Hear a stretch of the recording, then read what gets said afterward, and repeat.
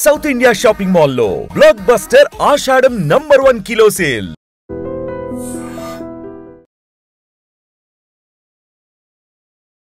Virgin Boys producer Raja Darapaneni గురించి ఇప్పుడు ఆయన ఇండస్ట్రీలో హాట్ టాపిక్. ఆడెవడో పొలసక్కవాడంట, ఆడికి 2 టమాటాలు లేవు కానీ వాడు 1 టమాటా రివ్యూ ఎలా ఇస్తాడు? ఈ రోజు మిమ్మల్ని నేను ఇంటర్వ్యూకి పిలిచానంటే కారణం ఏంటంటే వర్జిన్ బాయ్స్ సక్సెస్ అవ్వడము, లేకపోతే వర్జిన్ బాయ్స్ స్క్రీన్లు పెరగడము, కలెక్షన్ బాగుండము ఇది కాదు. నిజంగా ఆ పూల చొక్క నవీన్ అనే వ్యక్తి మిమ్మల్ని రివ్యూ ఇవ్వడానికి 40,000 కావాలని మిమ్మల్ని అప్రోచ్ అయ్యాడా? సో నా దృష్టికి వచ్చింది, నేను క్షమించడానికి నేరంలాగా దీన్ని పరిగణించా. నేను డబ్బులు ఇవ్వడానికి నాకు ఇబ్బంది కాదు. మీ దగ్గర ఉన్న ప్రూఫ్స్ ఉన్నాయా? ఉన్నాయి. ఆ సినిమా చూసిన వ్యక్తి ఆ సినిమా బాగుంది బాగలేదు అని చెప్పే రైట్ తనకు లేదా? బాడీ షేమ్ చేస్తే సివియర్ కేసు లోపల వేయటం. అట్లా ప్రతిదానికి ఒక పద్ధతి ఉంటుంది. ఫ్రీడమ్ ఆఫ్ స్పీచ్ ఉంది కదా అని ఇష్టం వచ్చినట్టు మాట్లాడితే కుదరదు. ముందే చెప్పేసి వెళ్ళొద్దని నువ్వు విషయం నింపుతున్నావు వాళ్ళ మనసుల్లో. ఈ నవీన్ అనే వ్యక్తి ఉన్నాడు, అతను ఇచ్చిన రివ్యూ మీద మీ అబ్జెక్షన్ ఏంటంటే అతను చెప్పిన విధానం బాగలేదు అంతేనా? ఎస్, అది మీరు వినండి. అతను తీసి పాడేసంత స్థాయిలో అయితే లేదు.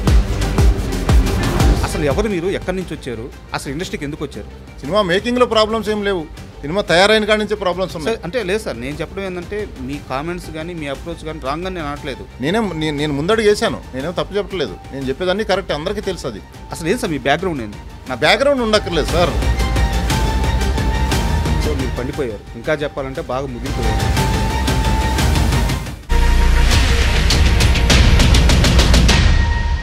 Hi, welcome to I Dream. Virgin Boys ఓ చిన్న సినిమాగా రిలీజ్ అయిన ఈ మూవీ ఇప్పుడు ఇండస్ట్రీలో హాట్ టాపిక్ అయింది. అండ్ రోజు రోజుకి ఈ సినిమా స్క్రీన్లు పెరుగుతున్నాయి, థియేటర్లు పెరుగుతున్నాయి. అయితే ఇప్పుడు ఈ ఇంటర్వ్యూ వర్జిన్ బాయ్స్ సక్సెస్ గురించి కాదు, virgin Boys producer Raja Darapaneni గురించి. ఇప్పుడు ఆయన ఇండస్ట్రీలో హాట్ టాపిక్, ట్రెండింగ్ టాపిక్. ఆయన ఏం మాట్లాడినప్పుడు సంచలనం అవుతుంది. ఇప్పుడు రాజా గారు మనతో ఉన్నారు, ఆయన అడిగి మరిన్ని విషయాలు తెలుసుకుందాం. హాయ్ రాజా గారు. నమస్తే అండి, అందరికీ నమస్తే సార్. ఇప్పుడు ఇండస్ట్రీలో అంటే ఒక్కో టైంలో ఒక్కో పర్సన్ హైలైట్ అవుతూ ఉంటారు సార్ ఇండస్ట్రీలో. కాకుంటే వాళ్ళందరూ ఏంటంటే ఒక 10 ఏళ్ళ నుంచి, ఒక 12 ఏళ్ళ నుంచి ఇక్కడ ఉండిపోయి పాతుకుపోయి సినిమాలు తీస్తూ వాళ్ళ సక్సెస్ మాట్లాడి, సో వాళ్ళ ఫెయిల్యూర్ల వల్ల కష్టపడి ఇట్లా జనాల్లో టాపిక్ అవుతూ వాళ్ళందరికీ జనాలకి బాగా నోటెడ్ అయిపోతారు. బట్ మీరు తీసింది ఒక్క సినిమా, పెట్టింది 2 ప్రెస్ మీట్లు. ఇప్పుడేమో ఇండస్ట్రీ మొత్తం మీ గురించే మాట్లాడుకుంటూ ఉంది. సో ఏం జరుగుతుంది అసలు మీ చుట్టూ? నేను ఇందులోకి దిగిన ఇన్స్టెంట్ ట్రైనింగ్ ఉంటుంది. అంటే ట్రైనింగ్ అంటే ఇన్స్టెంట్ పికప్ ఉంటుంది. కార్లకు కనుక ఇన్స్టెంట్ పికప్ ఉంటుంది.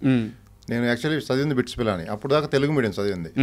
ఇంటర్మీడియట్ 10th అన్ని ర్యాంక్స్ వచ్చినాయి, తెలుగు మీడియం కంఫర్ట్గా ఉందని తెలుగు చదివాం. బిట్స్లో ఫస్ట్ టైం ఇంగ్లీష్ నాకు. అప్పుడు నా స్టేజ్ ఏంటంటే ఫ్రెండ్స్ అందరూ మనం మాట్లాడుతుంటే అర్థమైపోద్ది, గారే నీకు చాలా చేజిపే తక్కువ వస్తుంది, నేను ఇంటికి పంపించేస్తారు అది అని కొద్దిగా ఎగతాలు చేయడం మొదలుపెట్టారు. మనకు నిజంగానే ఇంగ్లీష్ కొంచెం తెలుగు మీడియం చదివినట్టు కొద్దిగా కష్టంగానే ఉంటుంది. అక్కడ అందరూ ర్యాంకర్స్ ఉంటారు, అంతా ఇంటలెక్చువల్స్ అందరూ, వాళ్ళతో పోటీ పడాలి అక్కడ. మళ్ళీ నాకు ఒక object temperature is decreased to అనేది ఒక లైన్లో వచ్చింది, ఒక మొత్తం పేరాలో. రెండో లైన్లో the temperature is decreased by ఉంది. ఆ రెండింటికి తేడా నాకు కన్ఫ్యూజ్ అయ్యాను నేను. That is my English stage at the time. So ఆ స్టేజ్లో ఉన్న పరిస్థితి, ఒక 800 మంది మా బ్యాచ్లో మొత్తం కంప్యూటర్స్, ఎలక్ట్రానిక్స్, ట్రిపుల్ అట్లా అన్ని బ్రాంచెస్ కలిపి ఉంటాయి. ఒక ముగ్గురికి 10 పాయింట్స్ వచ్చినాయి అట్ ద ఎండ్. అందులో నేను ఒకడిని. షాక్ అందరూ, అంటే ఫెలో ఫ్రెండ్స్ అందరూ షాక్, 10 పాయింట్స్ రావటం ఏంటని. అంటే చెప్తున్నా, మీరు అడిగారు కాబట్టి సెన్సేషన్ అనేది నాకు అది కూడా ఒక సెన్సేషనే. తెలుగు మీడియం చదివి ముగ్గురికి 800 మందిలో అందరూ ర్యాంకర్సే, అందులో ముగ్గురికి 10 రావడం అనేది ఇందాక చెప్పిన ఎగ్జాంపుల్. అక్కడ నుంచి అంటే నాకు కొంచెం, సో మీరు ఎక్కడికి వెళ్ళినా మీ బిహేవియర్ కానీ, మీ అప్రోచ్ కానీ, మీ మైండ్ సెట్ కానీ డిఫరెంట్గానే ఉంటుంది, స్పీడ్ ఉంటుంది. సార్ నేను ఇంటర్వ్యూలో ల్యాగ్ చేయదలుచుకోవట్లేదు, ఇక్కడ మొహమాటాలు లేవు. ఈ రోజు మిమ్మల్ని నేను ఇంటర్వ్యూకి పిలిచానంటే కారణం ఏంటంటే వర్జిన్ బాయ్స్ సక్సెస్ అవ్వడము, లేకపోతే వర్జిన్ బాయ్స్ స్క్రీన్లు పెరగడము, కలెక్షన్ బాగుండము ఇది కాదు. ఎందుకంటే ఇది ఆల్రెడీ జనాల్లోకి వెళ్ళిపోయింది, జనాలు చూస్తున్నారు. ఈరోజు నేను మిమ్మల్ని ఇక్కడ పిలవడానికి ప్రధానమైన కారణం ఈ రివ్యూ సిస్టమ్ మీద మీరు చేసిన కామెంట్స్, ముఖ్యంగా పూల చొక్క నవీన్ అనే వ్యక్తి మీద, ఆయన ఇచ్చిన రివ్యూ మీద, ఆయన మీద మీరు చేసిన కామెంట్స్. సో ఈ వివాదం గురించి మాట్లాడడానికే నేను మిమ్మల్ని పిలిచాను. సార్ నాది ఒక స్ట్రైట్ క్వశ్చన్, నిజంగా ఆ పూల చొక్క నవీన్ అనే వ్యక్తి మిమ్మల్ని రివ్యూ ఇవ్వడానికి 40,000 కావాలని మిమ్మల్ని అప్రోచ్ అయ్యాడా? నన్ను కాదు, మా టీంని అప్రోచ్ అయ్యాడు. నేను డీల్ చేయను కదా. ఓకే, దానికి ఒక టీము వ్యవస్థ ఉంటుంది, పిఆర్ఓ వ్యవస్థ ఉంటుంది. అందులో కూడా పిఆర్ఓ టీంలో కూడా మెంబర్స్ ఉంటారు. ఓకే, అట్లా ఇది రెగ్యులర్గా అన్ని మూవీలు జరిగే ప్రాసెస్ ఇది. అన్ని మూవీలని బ్లాక్మెయిల్ చేస్తున్నారు కొంతమంది, not only my movie. So నా దృష్టికి వచ్చింది, నేను క్షమించడానికి నేరంలాగా దీన్ని పరిగణించా. నేను డబ్బులు ఇవ్వడానికి నాకు ఇబ్బంది కాదు, ఇటువంటి వాళ్ళని ఎంకరేజ్ చేస్తే ఇంకా పుట్టగొడుగులాగా ఆల్రెడీ ఇండస్ట్రీ సాబోతుకల్లో ఉంది. ఆ వచ్చే ఆడియన్స్ని కూడా రానికుండా చేస్తున్నారు వీళ్ళు ఫేక్ రివ్యూస్ ఇచ్చి. ఇది తీవ్రవాదం కంటే దారుణమైంది. మన మధ్యలోనే ఉంటూనే ఇంత ఘోరమైన దీనికి పాల్పడుతున్నారు. సే నో టు డ్రగ్స్ అని పెద్ద పెద్ద హీరోలు అందరూ వస్తున్నారు. ఇది చెట్టు కొమ్మ మీదే ప్రాబ్లమ్స్ ఉన్నాయి, చెట్టు మీదే మన ఇండస్ట్రీలో problems. Say no to drugs లాగా మీరు ఎలా వస్తున్నారో దానికంటే ముందు ఇట్లాంటి వాటికి రావాలి. Say no to fake reviews. Sir అంటే నా డౌట్ ఏంటంటే ఆ వ్యక్తి మిమ్మల్ని అప్రోచ్ అవ్వడానికి రీజన్ అంటే మీరు ఏమన్నా ముందుగా మా సినిమాకి సంబంధించిన ఒక రివ్యూ ఏమన్నా అడిగితే తను అమౌంట్ అడిగాడా, లేదు నేనే అమౌంట్ తీసుకుంటాను ఒక మంచి రివ్యూ ఇస్తానని అతనే అప్రోచ్ అయ్యాడు? అది డిస్కషన్ నేనైతే డైరెక్ట్ చేయలేదు, మా టీం చేశారు. బట్ అల్టిమేట్లీ మీరు డబ్బులు లేకపోతే నెగిటివ్గా రాస్తాను, అది మోటో. మీకేమన్నా దట్స్ ఆల్. మీ దగ్గర ఏమన్నా ప్రూఫ్స్ ఉన్నాయా? ఉన్నాయి, ఇచ్చాము, పోలీసులకు ఇచ్చాము, వాళ్ళు కేసు ఫైల్ చేశారు, వాళ్ళని పిలుస్తున్నారు. ఎస్ సార్ నాది ఇంకో క్వశ్చన్ ఏంటంటే, ఒక వ్యక్తి ఒక 100 రూపాయలు పెట్టుకుని సినిమా చూస్తాడు. ఆ సినిమా చూసిన వ్యక్తి ఆ సినిమా బాగుంది బాగలేదు అని చెప్పే రైట్ తనకు లేదా? నీకు లిమిటేషన్స్ ఉంటాయి. ఓకే, ఇప్పుడు ఒక అమ్మాయిని చూసి నీకు పెళ్లి చూపులకి వెళ్తావు, ఒక అమ్మాయిని చూసి నచ్చితే సరే నచ్చపోతే సరే వెళ్ళు. ఆ అమ్మాయి గురించి బాడీ షేమ్ చేయకూడదు. ఆ అమ్మాయికి చిన్నగా ఉన్నాయా పెద్దగా ఉన్నాయా హైట్ తక్కువ ఉంది అదని బాడీ షేమింగ్ అంటారు. నువ్వు డైరెక్ట్గా అలా నువ్వు చెప్పకూడదు. నీకు నచ్చపోయినా దానికి ఒక పద్ధతి ఉంటుంది. బాడీ షేమ్ చేస్తే సివియర్ కేసు లోపల వేయటం, అట్లా ప్రతిదానికి ఒక పద్ధతి ఉంటుంది. ఫ్రీడమ్ ఆఫ్ స్పీచ్ ఉంది కదా, నీ ఇష్టం వచ్చినట్టు మాట్లాడితే కుదరదు. ఎస్, దానికి ఒక లిమిటేషన్ ఉంటుంది. నువ్వు రివ్యూ ఇవ్వడానికి, నీకు పరిధులు దాటి రివ్యూ ఇవ్వడానికి నా మూవీ గురించి నీకు ఏం అర్హత ఉంది? నా మూవీ గురించి బయటకు రావాలో లేదో చెప్పడానికి పెద్ద సెన్సార్ టీం ఉంది. అది పాస్ అయిన తర్వాతే బయటకు వస్తుంది. ఇంత కష్టపడి ఇంత యూనిట్ మీ అందరి కోసం ఎంటర్టైన్మెంట్ ఇచ్చేదానికి ఒక సెన్సార్ వ్యవస్థ, ఇవన్నీ ఉన్నాయి. ఈ రివ్యూవర్స్ ఎవడో తెలియదు, పుట్టగొడుగులాగా వాడికి ఏం అర్హత ఉందో తెలియదు, వాడు ఏం చదువుకున్నాడో తెలియదు, వాడి పర్సెప్షన్ ఏదో మాట్లాడుకొని పెట్టుకోండి. అంతేగాని వాళ్ళు వాడు మాట్లాడే మాటలు మీరు మొత్తం చూడండి, వాడి పర్సెప్షన్ సినిమాకి వెళ్ళొద్దు అనే ఉంది. వాడిని చూసిన వాళ్ళందరూ మా సినిమాకి వెళ్ళకుండా ఉండి మా కలెక్షన్లు అన్నీ తగ్గిపోతున్నాయి కదా, చాలా ఇంపాక్ట్ అవుతుంది కదా. దానివల్ల 24 క్రాప్స్కి నెక్స్ట్ సినిమా తీయలేము, ఇండస్ట్రీ దెబ్బతింటుంది. నా సినిమానే కాదు, పెద్ద సినిమాల పరిస్థితి అంతే. ఇలా మాట్లాడటం వల్ల ఫేక్ రివ్యూస్ వల్ల ఆడియన్స్ డిసైడ్ చేసుకోమనండి వాళ్ళని వెళ్ళి. నిన్న సాయంత్రము ట్రిప్లేకి వెళ్ళాము, అందరూ ఆడియన్స్ ఎంగేజ్ అయ్యి ఫుల్ ఎంజాయ్ చేస్తున్నారు. తర్వాత ఏఎంబీ మాల్కి వెళ్ళాము, స్క్రీన్స్ కూడా పెంచారు ఇప్పుడు. అంటే ఆడియన్స్ నుంచి వచ్చే రివ్యూవే కరెక్ట్ రివ్యూ. బుక్ మై షోలో 1-on-1 రివ్యూ ఇస్తారు, అది 9.6 ఉంది. అంటే నిజంగా అటర్ ఫెయిల్యూర్ అయితే వాడు అనుకోవచ్చు. బాగున్నదాన్ని కూడా కావాల్సికల్లా నువ్వు నెగిటివ్గా మాట్లాడి సినిమాని చంపేస్తున్నావు. తమ్ముడు మూవీకి అట్లాగే చంపేశాడు, ఇంకో మూవీకి అట్లాగే చంపేశాడు. అంటే కొన్ని మూవీలు బాగుండొచ్చు, కొంచెం అటు ఇటుగా ఉండొచ్చు. అది ఆడియన్ వెళ్ళి చూసుకొని, ఆడియన్కి అనేది ఎంటర్టైన్మెంట్ కావాలి, అది లెట్ హిమ్ డిసైడ్. నువ్వు ముందే చెప్పేసి వెళ్ళొద్దని నువ్వు విషయం నింపుతున్నావు వాళ్ళ మనసుల్లో. సో ఇక్కడ నా డౌట్ ఏంటంటే, మీరు పూర్తిగా రివ్యూ సిస్టమ్ రాంగ్ అంటున్నారా, రివ్యూ సిస్టంలో ఒక పరిధులు ఉండాలి అని చెప్తున్నారా? రివ్యూస్ ఫ్రీడమ్ ఆఫ్ స్పీచ్ ఉన్నంత వరకు ఓకేనండి, పరిధులు దాటి ఇస్తాం అనేది రాంగు. కావాల్సికల్లా బ్లాక్మెయిల్, డబ్బుల కోసమే రివ్యూస్, తెలిసిపోద్ది ఇండస్ట్రీ అందరికీ డబ్బుల కోసమే రివ్యూలు ఇస్తున్నారు అని. ఇటువంటి రివ్యూ వ్యవస్థ నాశనం అవ్వాలి, ఉండకూడదు. సో ఇప్పుడు ఎవరైతే ఈ నవీన్ అనే వ్యక్తి ఉన్నాడో, అతను ఇచ్చిన రివ్యూ మీద మీ అబ్జెక్షన్ ఏంటంటే అతను చెప్పిన విధానం బాగలేదని, అంతేనా? ఎస్, అది మీరు వినండి, ఆ లింక్ ఉంటే మీరు వినండి, ఎవరికైనా అర్థమవుతుంది. వీడి సినిమా ఆ రివ్యూ చూసాక సినిమాకి వెళ్ళరు, అది ఎంత బాగున్నా కూడా. మరి మీరు ఎలా రియాక్ట్ అయ్యారు సార్? మీరు కూడా అలాగే రియాక్ట్ అయ్యారుగా. ఎక్కడ, దేనికి? అతని కామెంట్స్కి, అతను సినిమా చేసిన రివ్యూ విధానానికి మీరు అతను కౌంటర్ ఇచ్చేటప్పుడు. నేను రియాక్ట్ అవ్వకపోతే ఇండస్ట్రీ చచ్చిపోతుందండి. నేను రియాక్ట్ అయిన విధానానికి ఇప్పుడు ఇండస్ట్రీ వాళ్ళందరూ దీని మీద ఏం చేయాలని ఆలోచిస్తున్నారు. అట్లా కాకుండా మెల్లగా నేను రియాక్ట్ సరిగ్గా కాకపోతే, చాలా మంది సరిగ్గా రియాక్ట్ కాకుండా చాలా మంది చెప్పారు, సొల్యూషన్ రావట్లే బయటికి. ఓకే, నా ఆవేదన, నేను బిర్యానీ అన్ని రకాల ఐటమ్స్ వేసి బిర్యానీ వండితే నువ్వు వచ్చి ఇసుక జల్లేస్తే తినేవాడికి ఎట్లా ఉంటుంది, వండినవాడికి ఎలా ఉంటుంది? ఆవేదన కూడా వ్యక్తపరచకుండా నేను ఎక్కడన్నా పరిధి దాటానా? పరిధి దాటకుండానే మాట్లాడాను. చాలా కటువుగా మాట్లాడారు. కటువుగా అంటే అసలు ముందు రివ్యూ వాడు ఇవ్వడానికి ఏమో అర్హత ఉంది వాడికి? ఓకే, అది ఓకే. ఏదైతే అతని విషయంలో మీరు ఏదైతే చెప్తున్నారో ఆ రివ్యూ నేను కూడా చూశాను. సో అతను కొంత పరిధి అయితే దాటాడు కదా. సో చెప్పిన విధానం అయితే కొంచెం ఇబ్బందికరంగానే ఉంది కొంచెం. సో అది ఓకే. బట్ మీరు ఒక ప్రొడ్యూసర్గా, నేను అన్యాయం మీద మాట్లాడానండి. వాడు చేసేది చాలా అన్యాయం ఇది. ఓకే, వాడు పరాణజీవి, ఇండస్ట్రీ మీదే బతుకుతూనే, ఇండస్ట్రీ మీద రివ్యూలు ఇచ్చుకుంటూ బతుకుతూనే నువ్వు ఇండస్ట్రీనే కిల్ చేయాలని చూసే పరాణజీవులు ఇవి. శవాల మీద పేలాలు ఏరుకుంటే పర్వాలా, ఆ శవం సమాధి దాకా వెళ్ళే లోపే శవాన్ని కూడా కోసు తింటున్నాడు వాడు. ఓకే, పేలాల వరకు ఏరుకో, శవాన్ని కూడా కోసు తింటున్నాడు వాడు. అది ఎంతవరకు? ఆడ సమాధి వరకు వెళ్ళేపాటి శవమే లేదు, పాడి మిగిలి ఉంటుంది. అటువంటి నేచర్ వాడిది. వాడే కాదు, చాలామంది ఉన్నారు అలాంటి వాళ్ళు. ఇలా వదిలేస్తే, నేను అలా స్ట్రాంగ్గా మాట్లాడకపోతే ఇటువంటి పుట్టగొడుగులు లేచి చాలా ఇంకా ముందు ఇండస్ట్రీ మొత్తానికి థ్రెట్ వాళ్ళ చేతుల్లోకి వెళ్ళిపోతుంది. మాఫియా, మేము రివ్యూలు మీరు డిమాండ్ చేసింది ఇకపోతే మీ మూవీని చంపేస్తాం, దట్స్ ఆల్. ఇది ఒక వెపన్స్ లాగా తయారైపోయింది మూవీని చంపేయడానికి. ఇప్పుడు ఇదే వర్జిన్ బాయ్స్ మూవీకి సంబంధించి ఒక 30 సెకండ్లో నేను ఒక చిన్న రివ్యూ ఇస్తాను. ఇప్పుడు నన్ను కూడా తిడతారా? ఇవ్వండి, తిడతామని కాదు, మీరు ఇచ్చే రివ్యూ సెన్సిబుల్గా ఉంటే ఓకే సార్. నేను ఇప్పుడే రివ్యూ చెప్తాను. నేను మీరు ఏ థియేటర్లో అయితే వచ్చారో అదే థియేటర్లో నేను కూడా షో చూస్తున్నాను. సో మీరు షో మధ్యలో వచ్చారు మీ టీం అంతా. సో నేను చూశాను. నాకు వర్జిన్ బాయ్స్ మూవీ వచ్చేసి సో ఒక 3 జంటలు. సో లైఫ్లో ఒక ఆ ఏజ్ గ్రూప్ పీపుల్ ఎలా ఉంటారో అలాంటి ఒక మైండ్ సెట్తో సో కొంచెం బోల్డ్ అప్రోచే ఉంటుంది మూవీలో. సో వాళ్ళు ట్రావెల్ అయ్యేటప్పుడు ఒక ఫన్నీగా ఆ మూవీ స్టార్ట్ అవుతుంది. సో వాళ్ళు పేర్స్ కుదర్చడము, సో వాళ్ళ లవ్ జర్నీ స్టార్ట్ అవ్వడం, మధ్యలో కొన్ని కాన్ఫ్లిక్ట్స్ రావడము. సో ఆ కాన్ఫ్లిక్ట్స్ వచ్చిన తరువాత అసలు రియల్ లవ్ అంటే ఎంతో తెలుసుకోవడము, దాని వాల్యూ తెలుసుకోవడం, ముగ్గురు లైఫ్లో సెటిల్ అవ్వడం. లైన్ అయితే ఇదే కదా.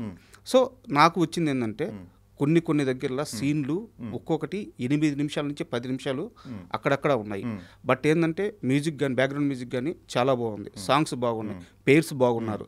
సో కొన్ని సీన్లు హృదయానికి హత్తుకునేలాగా ఉన్నాయి. ఆ ముగ్గురు హీరోయిన్స్ కూర్చొని మాట్లాడుకునేటప్పుడు ఇన్ని రోజులు సమాజంలో సెక్స్ గురించి ఉన్న ఒక బ్యాడ్ థింకింగ్ గురించి, ఇది బ్యాడ్ థింకింగ్ కాదు, సెక్స్ గురించి తెలుసుకోవాల్సిన అవసరం ఉంది, ఇలాంటి పాయింట్లు చాలా బాగున్నాయి. సో సినిమాలో కొంతవరకు ఇబ్బంది ఉంది, కొంతవరకు సినిమా బాగుంది. సో సినిమా అనేది అతను తీసి పాడేసినంత స్థాయిలో అయితే లేదు, బాగుంది. అండ్ ఆడియన్స్ కూడా బాగా ఎంజాయ్ చేస్తున్నారు. బట్ ఏంటంటే మీ సినిమా బాహుబలి అయితే కాదు కదా. సినిమా బాగుంది, సినిమా గుడ్, చూడొచ్చు. ఎవరైతే ఈ మైండ్ సెట్తో అంటే ఆ కంటెంట్ చూడడానికి ఇష్టపడతారో వాళ్ళు ఖచ్చితంగా ఎంగేజ్ అవుతారు. బట్ మీ సినిమా మీద ఒక చిన్న రివ్యూ, ఒక చిన్న నెగిటివ్ కామెంటు, లేదు మీ సినిమాకు ఎవరో ఒక వ్యక్తి పోవద్దు అన్నారు, అంత మాత్రం మీ సినిమా పడిపోద్దా? సినిమా పడదు. బట్ సమాజంలో వాళ్ళని అతను నెగిటివ్ మాట్లాడుతూ అతను ఫాలోయింగ్ బేస్ పెంచుకున్నాడు. దానివల్ల చూసే ఆడియన్స్ కూడా ఇన్ఫ్లుయెన్స్ అయిపోతారు. చెడ్డ విషయం త్వరగా వెళ్తుంది, మంచి విషయాలు లేటుగా వెళ్తాయి. వాడు చెడు నింపుతున్నాడు. ఇప్పుడు మీరు మాట్లాడింది రివ్యూ ఇచ్చారు, ఎవరికి ఇబ్బంది లేదు, మీరు ఉన్నదన్నట్టు రాస్తున్నారు, నో ప్రాబ్లం. అలా కొంచెం 10% వేరియేషన్ అవ్వచ్చు. వాడు కంటిన్యూస్ 95% వాడు సినిమా కూడా చూడకుండా కూడా చూసినోడైతే ప్రతి సినిమా రివ్యూ వేస్తాడు, అట్ట కూడా ఇవ్వలేదు. సినిమా చూడకుండా ముందే రెడీ చేసి పెట్టుకున్నాడు, డబ్బులు ఇస్తే ఈ రివ్యూ వేస్తాను, డబ్బులు ఇవ్వకపోతే ఈ రివ్యూ వేస్తాను సార్, అట్లా. సో హానెస్ట్ రివ్యూలు చాలామంది ఇచ్చారు, మేము ఏం అనలేదు కదా వాళ్ళని. సార్ అసలు జర్నలిస్టులు చాలామంది హానెస్ట్ రివ్యూలు వెబ్సైట్స్ అన్నీ ఇచ్చారు, వాళ్ళు ఏమి ఇచ్చినా నో ప్రాబ్లం. వాళ్ళు హానెస్ట్గా ఇచ్చారో లేదో తెలిసిపోతుంది మనకి, డబ్బుల కోసం ఇచ్చాడో హానెస్ట్గా ఇచ్చాడని.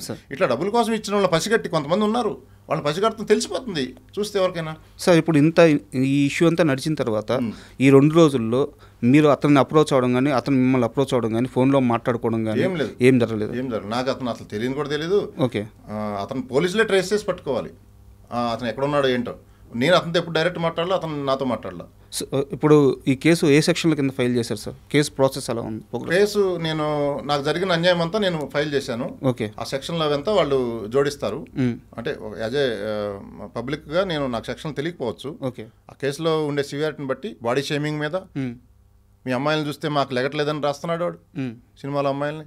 ఇంకా ఆ విధంగా డబ్బులు డిమాండ్ చేసేది, అది మేబీ డైరెక్ట్గా నాతో మాట్లాడి నాతోనే ప్రూఫ్లు ఉండకపోవచ్చు. బట్ ఎంటైర్ మొత్తం ఎపిసోడ్లో ఎస్టాబ్లిష్ అవుతుంది కేసుని పిన్ టు పిన్ ప్రూఫ్. నువ్వు ప్రతి కేసుని అలా డీల్ చేయగల మర్డర్ కేసు లాగా. బట్ ఓవరాల్ మోటో ఏంటనే తెలిసిపోతుంది. అది వాళ్ళు ఇన్వెస్టిగేషన్ చేయమని తెలుస్తుంది. ఇన్వెస్టిగేషన్ తెలిసిపోతుంది వాళ్ళకి. Not only my movie, other movies కూడా వీడియోస్ చూసి వాడి ఎంటైర్ మోటో ఏంటో తెలిసిపోతుంది. వాడు పర్వర్టెడ్ ఫెలో లాగా ఉన్నాడు. అంటే నేను వాడిని కమెంట్ చేయడం కాదు, వాడు సినిమా కూడా చూడకుండా ఎక్స్ట్రాక్ట్ చేద్దాం ప్రొడ్యూసర్ నుంచి డబ్బు అనే దాని మీదే ఉన్నాడు. ఎందుకు వదిలేస్తున్నారు? చూసి చూడకుండా ఏదో అందరూ బతుకుతున్నారు లేని వదిలేస్తున్నారు. బట్ తల్లి రొమ్ము పాలు తాగితే తల్లి రొమ్మునే కోసే టైప్ ఉన్నాడు వాడు సార్. అంత దారుణంగా ఉంది నేను చెప్పేది. అది ప్రోడక్ట్ అంతా ఒక పక్కన ఆడియన్స్ ఓటీటీలకు అలవాటు పడి సినిమా థియేటర్ రాని సమయంలో ఆ వచ్చే కొద్ది గొప్ప ఆడియన్స్ని వీళ్ళు కిల్ చేసేస్తే ఆడియన్స్కి వచ్చి ఎంటర్టైన్మెంట్ని చంపేస్తున్నాడు, ప్రొడ్యూసర్లను చంపేస్తున్నాడు. ఇండస్ట్రీ మొత్తం 24 కాప్స్ అందరూ నాశనం అయిపోద్ది. అందరికీ లాసే కదా, నువ్వు ఇండస్ట్రీ మీద బతుకుతున్నావు కదా. ఇండస్ట్రీ అనేది it's not a small movie industry, అందరికీ ఎంటర్టైన్మెంట్ ఇచ్చేది. ఎంటర్టైన్మెంట్ అనేది ప్రతి ఒక్కరికి కావాలి. ఎంతో కష్టపడి కోట్ల రూపాయలు పెట్టి ఒక పెద్ద టీము, పెద్ద సినిమాలు అయితే 2 ఏళ్ళు 3 ఏళ్ళు బాహుబలి లాంటివి ఎంతో కష్టపడి చూస్తే బాహుబలి కూడా రివ్యూకి వెయిట్ చేయాలి, చూసి వెళ్ళే పరిస్థితులు ఉన్నాయి. 2-3 రోజుల తర్వాత ఏం రివ్యూ ఇచ్చాడు, ఎవరికి ఇచ్చినా 5 లోపు రేటింగ్లు ఇస్తారు. వీళ్ళేదో జడ్జిల్లాగా వాడికి ఏం అర్హత ఉందని రేటింగ్లు ఇస్తారు. అసలు ఈ రేటింగ్ వ్యవస్థే మారాలండి. నీ ఒపీనియన్ నువ్వు అంతే, జస్ట్ నువ్వు సినిమాను కిల్ చేసే విధంగా రేటింగ్ ఇవ్వద్దు. దేర్ ఇస్ ఎ బ్యారియర్, అది మాకు తెలిసిపోతుంది, ఎవరికైనా తెలుస్తుంది వీడు కావాల్సిన ఇచ్చాడా ఏమి ఇచ్చాడా అనేది. అది ఆడియన్స్ ట్రాప్లో పడుతున్నారు. ట్రాప్లో పడి దానివల్ల నా కలెక్షన్లు అన్నీ తగ్గినాయి. 150,000 మంది వాడు వీడియో చూసి 150,000 మందిలో సగం మంది వెళ్ళినా నాకు ₹1 కోటి లాస్ వాడి వల్ల. ఇప్పుడు సార్ ఇంకా రేపు ఇంకెంతమంది చూస్తారో వాడి వీడియోలు. అంటే నా చిన్న మూవీ కోటికి, వాడి వల్ల కోటి నాకు లాస్ అనుకోండి, పెద్ద మూవీలకి 10 కోట్లు రాసి ఉండొచ్చు. అది వైరల్ అయిపోయి ఇంకెక్కడెక్కడో ఏ సినిమా ఏం చూస్తాం రా వీడు రివ్యూ ఇచ్చాడు, వాడు ఇన్ఫ్లుయెన్స్ అవుతున్నాడు, ఇన్ఫ్లుయెన్స్ చేస్తున్నాడు సమాజాన్ని. ఓకే. సో వాళ్ళని పసిగట్టి దాన్ని స్టార్టింగ్లోనే అరికట్టకపోతే కారుకు 4 చక్రాలు ఉంటాయని చెప్పాను నేను. జ్యుడిషియల్, లెజిస్లేటివ్, ఎగ్జిక్యూటివ్ 3 చక్రాలు అయితే 4వ చక్రం జర్నలిజం. జర్నలిజంలో ఉండేవాళ్ళు అంత పెద్ద తప్పులు అయితే చేయట్లేదు. జర్నలిజం కాని వాళ్ళు జర్నలిస్ట్ ముసుగులో ఎక్కడో వెబ్సైట్ పెట్టుకొని యూట్యూబ్లు పెట్టుకొని under the umbrella of journalism కారుకు టైర్ పంచర్ వేస్తున్నారు. జర్నలిజం అనే టైర్కి, ఆ టైర్కి పంచర్ ఇప్పుడే ఆదిలోనే పంచర్ సరి చేయకపోతే కారు ముందుకెళ్తే టైర్ మొత్తం నలిగిపోతుంది, నాశనం అయిపోతుంది. సో అది ఆ పంచర్ ఇప్పుడే సరి చేసుకోండి అని చెప్తున్నాను. దాంట్లో అందరూ భాగస్వాములే, ప్రొడ్యూసర్లే కాదు, ప్రొడ్యూసర్లు, డైరెక్టర్లు, హీరోలు అందరూ కూర్చొని దీన్ని ఏం చేయాలి, అందరికీ దెబ్బ ఇది. మీరు ఒక్కడో మూవీ చూసారా మహేష్ బాబుది? చూశాను, ఇప్పుడు గుర్తులేదు సీన్లో, బట్ చూశాను. దాంట్లో భూమికని తీసుకెళ్ళిపోయేటప్పుడు ప్రకాష్ రాజ్ వచ్చేసి లారీలు వేసుకుని వచ్చి కారు దగ్గర, ఇంకా ఆ కారులో వాళ్ళు ఆగిపోతారు, వీళ్ళంతా లారీలు వేసుకొచ్చి సరౌండ్ చేస్తారనమాట.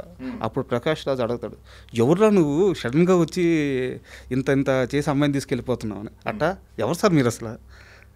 ఒక సినిమా తీశారు, 2 ప్రెస్ మీట్లు పెట్టారు, అందరికీ వాయిస్ చేస్తున్నారు, ఇండస్ట్రీలో ఉన్న సమస్యలు అన్నిటి మీద మాట్లాడుతున్నారు. మీ మూవీ రిలీజ్ కాకముందే మూవీ ఇండస్ట్రీలో ప్రొడ్యూసర్లకు ఉన్న సమస్యల గురించి, మహా అయితే ఇక్కడ మొత్తం టర్నోవర్ ఒక 10,000 కోట్లు, నిర్మాత ఒక్కడే ఎందుకు కష్టపడాలి, సో అందరినీ భాగస్వామ్యం చేద్దాం, ఈవెన్ ఆడియన్స్ని కూడా భాగస్వామ్యం చేద్దాం అంటున్నారు. నిర్మాత కష్టాల గురించి మాట్లాడుతున్నారు, హీరోయిన్లు ఆ యాక్టర్స్ యొక్క వాళ్ళ బాధ గురించి, వాళ్ళ పెయిన్ గురించి చెప్తున్నారు, సినిమా జర్నీ గురించి చెప్తున్నారు. ఈవెన్ నాకు తెలిసి ఇప్పుడు మీరు డిస్ట్రిబ్యూషన్లో కూడా భాగంగా పోతున్నారు అనుకుంటాను. ఈ సినిమాని సీడెడ్ మీరు డైరెక్ట్ డిస్ట్రిబ్యూట్ చేశారు. సో మొత్తం గెలికేస్తున్నారు. అసలు ఎవరు మీరు, ఎక్కడి నుంచి వచ్చారు, అసలు ఇండస్ట్రీకి ఎందుకు వచ్చారు? ఇండస్ట్రీకి ఎవరైనా రావచ్చు, అవును, ప్యాషన్తో రావాలి వచ్చేవాళ్ళు. డబ్బులు ఉన్నాయి కదా అని రాకూడదు. డబ్బులు పెట్టి నువ్వు ప్యాషన్గా నేర్చుకో. నువ్వు సినిమా తీయటం మొత్తం రిలీజ్ చేసి మళ్ళీ డబ్బులు రికవరీ చేసుకుని వచ్చేవరకు ఒక ఇంజనీరింగ్ చదివినంత సబ్జెక్ట్, దానికంటే ఒక డాక్టర్ మెడిసిన్ చదివినంత సబ్జెక్టు, ఒక ఎంటర్టైన్మెంట్ అనే కాలేజ్ పెడితే దాంట్లో నువ్వు ఫీజు గట్టి చదువుకున్నట్టు. నువ్వు పెట్టే 2 కోట్లు, 3 కోట్లు, 5 కోట్లు, 100 కోట్లు ప్రొడ్యూసర్ పోయిందంటే ఆ పోయిన డబ్బులతో ఇంత నేర్చుకున్నాడని అర్థం. ఆ కనీసం నేర్చుకునే నీ దగ్గర అవగాహన నేర్చుకోవడానికన్నా రెడీగా ఉండు. మీరు ఎక్కడ నేర్చుకుంటున్నారు? అందరికీ నేర్పిస్తున్నారు. నేర్పించడం కాదు, నాకు ఒక్క సినిమాకి నాకు వచ్చిన నాకు అందులో ఆటుపోట్లు, లోపాలు, ఎక్కడ ప్రాబ్లమ్స్ ఉన్నాయి, ఎందుకు నేను అడ్రస్ చేయకూడదు? దానికి 10 సినిమాలు తీయాల్సిన అవసరం లేదు. కరెక్ట్గా ఇన్వాల్వ్ అయితే ఒక సినిమాలో తెలిసిపోతాయి. సినిమా మేకింగ్లో ప్రాబ్లమ్స్ ఏం లేవు, సినిమా తయారైన కాడి నుంచే ప్రాబ్లమ్స్ ఉన్నాయి. అంటే లేదు సార్, నేను చెప్పడం ఏంటంటే మీ కామెంట్స్ కానీ మీ అప్రోచ్ కానీ రాంగ్ అని నేను అనట్లేదు. యాక్చువల్గా ఇప్పుడు ఇండస్ట్రీలో ఉన్న సమస్యలు ఇవన్నీ. బట్ ఏంటంటే నా డౌట్ ఏంటంటే పెద్ద నిర్మాతలు కూడా చాలామంది ఓపెన్ అవ్వలేక ఒక భయంతో కానీ లేకుంటే మనకెందుకులే అనుకొని వెళ్తున్న క్రమంలో మీరు మీ వాయిస్ రేజ్ చేస్తారు. ఎవడో కూడా ముందు అడిగేయాలి కదా సార్, నేను వేసాను, I'm ready, I'm daring person. అసలు ఏం సార్ మీ బ్యాక్గ్రౌండ్ ఏంది? నా బ్యాక్గ్రౌండ్ ఉండక్కర్లేదు సార్. లేదు సార్, అంటే ఎక్కడి నుంచి వచ్చారు? మాది అగ్రికల్చర్ ఫ్యామిలీ. నేను కృష్ణా జిల్లా అగ్రికల్చర్ ఫ్యామిలీ. తర్వాత నేను 7th క్లాస్ నుంచి బయటకి వెళ్ళిపోయాను. బ్యాక్గ్రౌండ్ ఇప్పుడు నీకు మోడీ వాళ్ళ ఏం బ్యాక్గ్రౌండ్? చాయ్ వాళ్ళ మోడీ. అట్లా ప్రతి ఒక్కరికి బ్యాక్గ్రౌండ్ ఉండక్కర్లా, ఎక్కడికో వెళ్ళిపోతుంటారు. కామన్ సెన్స్తో కాదు, బ్యాక్గ్రౌండ్ ఉన్న వాళ్ళు అందరూ మాట్లాడతారా? ఎందుకు అబద్ధాలు చెప్తున్నారు? దేనికి సార్? మీ బ్యాక్గ్రౌండ్ నేను కనుక్కున్నాను, చెప్పండి. ఇప్పుడు సెంట్రల్లో ఉన్న ఎంపీలు కానీ మినిస్టర్స్ కానీ వాళ్ళలో చాలామంది మీతో డైరెక్ట్ ఒక్క ఫోన్ కాల్తో మీరు అప్రోచ్ అవ్వగలరు. మీకు real estate business, so background లేదంటారేంది? ఇది చాలా పెద్ద తలకాయ. ఇది నేను పుట్టుకతో బ్యాక్గ్రౌండ్ లేదు నాకు. ఓకే, నేను కాలక్రమేణా నేను ఎదుగుతుంటే, నేను పర్సనల్గా ఇంటరాక్ట్ అయినప్పుడు మనుషులు నచ్చితే వదలరు, అట్లా నన్ను వదలరు ఎవరు. ఇప్పుడు ట్రాన్స్పరెన్సీ ఉండి ఒక లవ్ అండ్ ఎఫెక్షన్ ఉండే మనిషిని ఎవరు వదలరు సార్. అంటే ఆ నేచర్కి ఇష్టపడతారు, ఫస్ట్ నా నేచర్కి ఇష్టపడతారు అందరూ, తర్వాత ఇంకా మిగతాది. సో అట్లా నాకు బేస్ బిల్డ్ అయింది అంతే. సో నన్ను ఒకసారి పరిచయం అయితే మీరు కూడా నన్ను మర్చిపోరు, ఇంకా will become friend.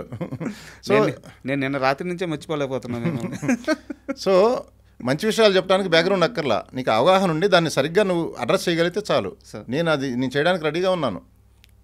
Sir me approach చూస్తుంటే అండ్ మీ మైండ్ సెట్ కానీ మీ థింకింగ్ లెవెల్ కానీ చూస్తుంటే, సో ఖచ్చితంగా మీరు అంత అమాయకుడు అయితే కాదు.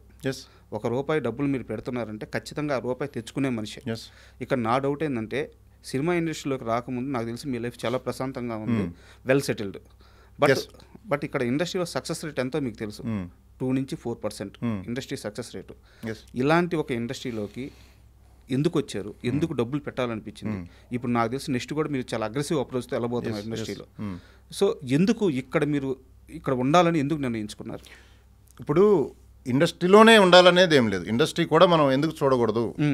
ఇప్పుడు ఏ ఫీల్డ్లో దిగినా నువ్వు చేసే పని 10 మందికి ఉపయోగపడాలి. మరి ఇక్కడ ఈ ఇండస్ట్రీలో నీకు రేడియస్ ఎక్కువ, ఎంటర్టైన్మెంట్ అందరికి కావాలి. నువ్వు ఇక్కడ చేసే ప్రోడక్టు నీకు కొన్ని లక్షల మందికి ఎంటర్టైన్మెంట్ ఇస్తుంది. అది వాళ్ళ నుంచి నీకు వాళ్ళకి ఇచ్చే ఆనందం అల్టిమేట్లీ వర్క్ సాటిస్ఫాక్షన్ ఉండాలి కదా. సో ఎక్కువ ఆనందం ఇవ్వగలిగేది ఎంటర్టైన్మెంట్ ఇండస్ట్రీ ప్రపంచంలో చూడండి.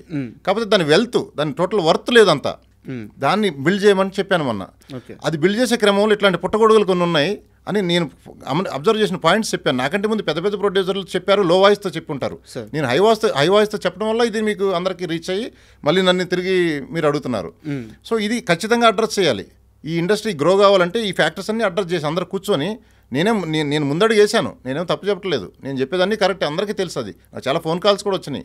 కరెక్ట్గా చెప్తున్నావు, దాన్ని మీరు కరెక్ట్గా అడ్రస్ చేస్తున్నారు, మంచి వాయిస్తో రేజ్ చేశారు, మీలాంటి వాళ్ళు కావాలి అని. So that is the only first work satisfaction ఎవరికైనా ఉండాలండి. నువ్వు చేసేది 10 మందికి ఉపయోగపడే విధంగా ఉండాలి. అది ఇక్కడ ఉంది. ఎంటర్టైన్మెంట్ ఇస్తున్నావు, అదే ఎంటర్టైన్మెంట్ ప్రజలు కూడా నువ్వు కోట్ల సినిమా తీస్తున్నప్పుడు కోట్ల రూపాయలు పెట్టి నువ్వు 100-150 పెట్టి సినిమా చూస్తానికి కెపాసిటీ లేదు అనొద్దు. మీరు మరీ ఇంకా వెనకబడిన కంట్రీ ఇండియా చాలా అడ్వాన్స్డ్ వెళ్ళిపోయింది. 100-150 పెట్టి టికెట్లు కొని 500 పాప్కార్న్ కూడా ఖర్చు పెడుతున్నారు చాలామంది, అది పాప్కార్న్ ఖర్చులకి. సో ఎంటర్టైన్మెంట్ చూస్తానికి మీరు మేము ఇచ్చే ఎంటర్టైన్మెంట్ చూస్తాం 100 రూపాయలు ఎక్కువ అని ఫీల్ అవ్వక్కర్లేదు. చాలా తారతమ్యం ఉంది ఆడియన్స్కిను సినిమా ఇండస్ట్రీకి మధ్య. Sorry to interrupt you. ఇప్పుడు మీరు ఆడియన్స్ గురించి ఒక మాట అన్నారు సార్. నేను మాట చెప్పాను, జనాలకి థియేటర్కి రావడానికి డబ్బులు ఖర్చు అవ్వట్లేదు సార్, థియేటర్కి వచ్చిన తర్వాత ఖర్చు అవుతున్నాయి. అంటే టికెట్కి మీరు చెప్పినట్టు టికెట్ కాస్ట్ పెట్టుకొని సినిమాకి రావడానికి మాకు ఎవ్వరికి ఇబ్బంది లేదు, మేము వస్తాం. కరెక్ట్. ఒక్కసారి సినిమాకి టికెట్ కొనుక్కొని సినిమాకి వచ్చిన తర్వాత అక్కడ పాప్కార్న్ రేట్ ఎంత సార్? 400.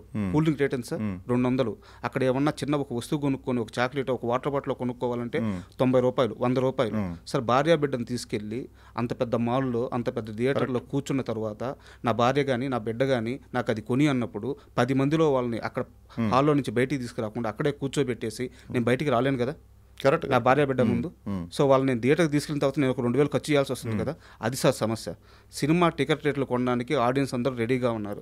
సమస్య ఎక్కడైందంటే సినిమాకి వెళ్ళిన తర్వాత ఆ 2 hours 3 hours అయ్యే ఖర్చు కోసం భయపడుతున్నారు. సో మీరు ఇన్ని ఇండస్ట్రీలో ఉన్న ఇన్ని సమస్యల మీద వాయిస్ రేజ్ చేశారు, దీని మీద కూడా రేజ్ చేయండి. ఇప్పుడు మల్టీప్లెక్స్కి వెళ్ళినప్పుడు మీరు అడిగిన క్వశ్చన్లో అర్థం ఉంది. మల్టీప్లెక్స్లో ఖచ్చితంగా ఈ అన్నిటి రేట్లు ఎక్కువ ఉన్నాయి. అంటే ఒక పాప్కార్న్ వాల్యూ చేయదా సినిమా? ఇప్పుడు చేయట్లేదు కదా సార్. అదే కదా చేస్తున్నారు. 150 రూపీస్ టికెట్ ఉంటే మిగతా ఖర్చులన్నీ ఒక్కొక్క ఐటమ్ 5 కొంటే 500-600 అవుతుంది. అవును. అంటే ఆడియన్ను ఈ 150 రూపీస్కి రాకపోవడానికి అదే పెద్ద ఒక one of the main reason అది. దాన్ని కూడా కరెక్ట్గా అడ్రస్ చేయాలి. గవర్నమెంట్తో మాట్లాడి ఈ ఇండస్ట్రీ గ్రో అవ్వాలంటే మేబీ దాని రేట్లు తగ్గించడమో, లేకపోతే అక్కడ పాప్కార్న్ పెట్టే వాళ్ళకి గవర్నమెంట్ నుంచి సబ్సిడీ కొంత ఇవ్వడమో, ఏదో ఒకటి ఒక ఫార్మాట్ ఆలోచిస్తే వస్తుంది ఆన్సర్ దానికి. అంటే నేను ఆ క్వశ్చన్ అడగడానికి కారణం ఇదే సార్. ఎందుకంటే మీరు అన్నిటి మీద క్వశ్చన్ రేజ్ చేస్తున్నప్పుడు కరెక్ట్ అది కరెక్ట్. అది సింగిల్ స్క్రీన్స్లో ఎలా ఉన్నాయనేది నాకు తెలియదు రేట్లు, బట్ మల్టీప్లెక్స్లో అయితే ఈ ప్రాబ్లం ఉంది. నేనే ఫేస్ చేశానండి ప్రొడ్యూసర్ని. నేనే వాటర్ బాటిల్ కొనడానికి వెనక ముందు ఆలోచించేవాడిని. ఓకే, ఇంకా సామాన్య పరిస్థితి. చిన్న బాటిల్ ఉందా అంటాను, ఇంకొంచెం 2 గుట్టలే తాగడానికి, లేదని పెద్ద బాటిలే అమ్ముతాడు వాడు. ఇది మాఫియా అక్కడ కూడా తయారైంది. ఓకే, చిన్న బాటిల్ ఇప్పుడు అది మళ్ళీ థియేటర్లోకి తీసుకెళ్ళొచ్చు, లేదు అసలు నీళ్ళు కొంచెం తాగాలి, చిన్న బాటిల్స్ పెట్టుకోవచ్చు కదా. సో ప్రతి చోట దోచుకోవాలని ఉన్నారు. బట్ సినిమా రేట్ కంటే అవే ఎక్కువ ఉన్నాయి. అంటే పాప్కార్న్ వాల్యూ చేయట్లేదు సినిమా. బాహుబలి అయినా అంతే, ఏదైనా అంతే, 2 గంటల ఎంటర్టైన్మెంట్ ఇస్తున్నాము. అది ఎప్పటికీ ఉంటుంది. అది ఒక మెమరీ. సినిమా అనేది ఒక లైబ్రరీలో బుక్ లాంటిది. అది మళ్ళీ చూడు. ఓటీటీలో లైబ్రరీలో బుక్ నచ్చితే మళ్ళీ ఇంకోసారి చదువుకో. ఓటీటీకి ఇక్కడ చూస్తానికి తేడా ఉంది. వేడివేడిగా బిర్యానీ వండితే అక్కడే తింటే ఎలా ఉంటుంది, 2 రోజులు ఫ్రిడ్జ్లో పెట్టుకొని వేడి చేసి తింటే ఎలా ఉంటుంది, అది ఓటీటీ. ఇది వేడివేడిగా తింటున్నట్టు. దీని ఎక్స్పీరియన్సే వేరు. ఆ ఎక్స్పీరియన్స్ని ఎంజాయ్ చేస్తే అదొక కిక్కు. దానికేం ట్యాబ్లెట్ లేదు కదా ఆ కిక్ రావడానికి. ఎంటర్టైన్మెంట్ చేసి నవ్వుకోవడానికి ట్యాబ్లెట్లు ఏం లేవు కదా, ఏం కనిపెట్టలేదు కదా, 100 కోట్ల మెడికల్ కంపెనీలు ఉన్నాయి. సో ఇటువంటి ఎంటర్టైన్మెంట్ ట్యాబ్లెట్ ఇచ్చేదే ఈ సినిమా ఇండస్ట్రీ, ఈ సినిమా అనేది. సో ఆ సినిమా 1-2 గంటలు ఒక ట్యాబ్లెట్ వేసుకుంటే వాడికి ఫుల్ జోష్ వచ్చేస్తుంది. మన ఒరిజినల్ వాయిస్ కూడా అంతే. ఈవెన్ యంగ్స్టర్స్ లేకపోతే పెద్దవాళ్ళు చూడండి, వాడు డల్గా ఉండేవాడు కూడా హుషారైపోతాడు.